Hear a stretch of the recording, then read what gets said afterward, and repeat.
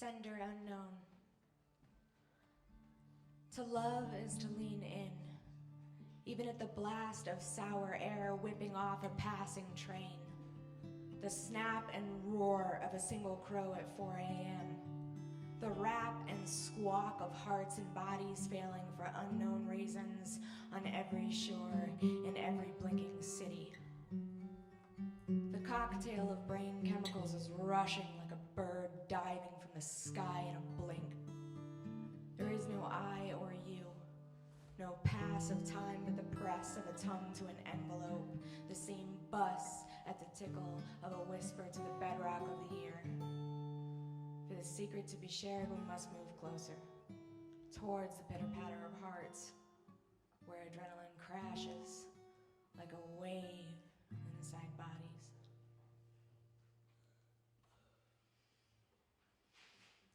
XOX, Apostle Paul.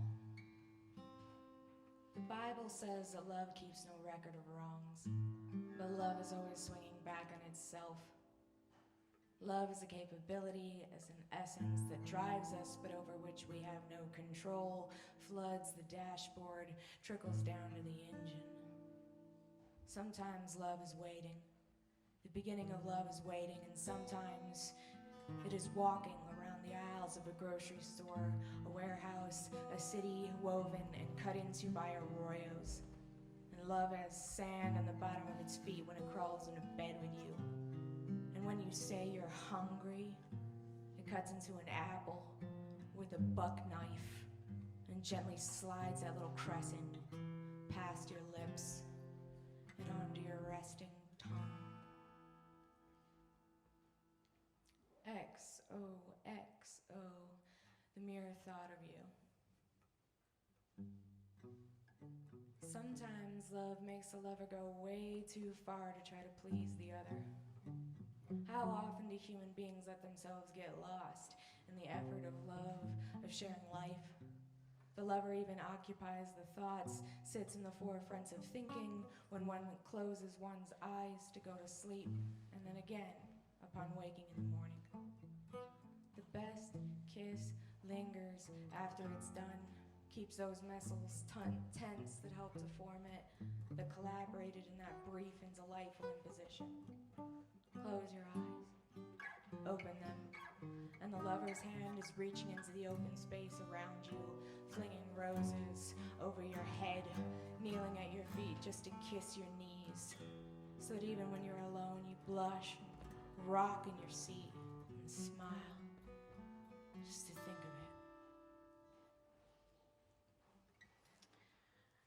I.X. Bundy.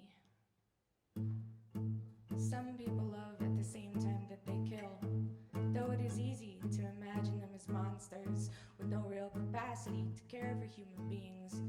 It is more terrifying to admit that those who killed also loved, had families with children and friends and lives outside their murders. Still, killers exist in cities and suburbs, in corridors and on dark street corners. A serial killer might, for the most part, lead a normal life, take a job, an apartment, a girlfriend, might call their mother, might send a Valentine as easily as they might slit a throat. This makes love untrustworthy. This sets love inside the realm of doubt like a baby on train tracks. Don't move, baby, don't you cry. Something big is coming. IXO bits. Fucking up in love is easy. Here I am in a city bus staring out the window.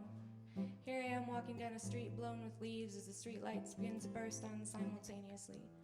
Here I am outside a door on a block in some city softly knocking. Let me take back all the stupid things I've said. No. I'll let you see how afraid I am. Hair matted to my scalp, here in the front steps in the rain with a newspaper over my head. And I say, remember our bodies passing one another without knowing all that time, that one strange city stranger. I can't say for sure I ever saw you, but your hands are signing something to my heart memory. And even though neither of us are looking, I can feel it. As surely as I can feel the rain drip into the collar of my jacket and roll down my back with the most unsettling ease. Hi, XOXO exclamation point Jane. Calamity Jane loved Wild Bill, but not like a lover loves a lover, but like a friend you take a bullet for. It made no sense for her to wear a dress, but she often did, especially as she grew sick and old, just to make it to blend in, because without Wild Bill, she lost her armor, her confidant, her inspiration. Jane took trains and horses all over the Southwest, the Dakotas, Colorado, New Mexico, and she left behind a trail of pissed whiskey, burnt edges, maybe a few tears, but mostly tensed knuckles in every dusty city she came across. She was mean as hell and cut corners from saloons to crossroads, soaked her sore ass in hot springs, and eventually died almost entirely without friends in Spearfish Canyon, South Dakota. She wasn't pretty in a bonnet or bad as hell with a gun, but she was mad with it, with this existence, and the rumble of her steps, the door of drinking holes could shake a room and blind an eye.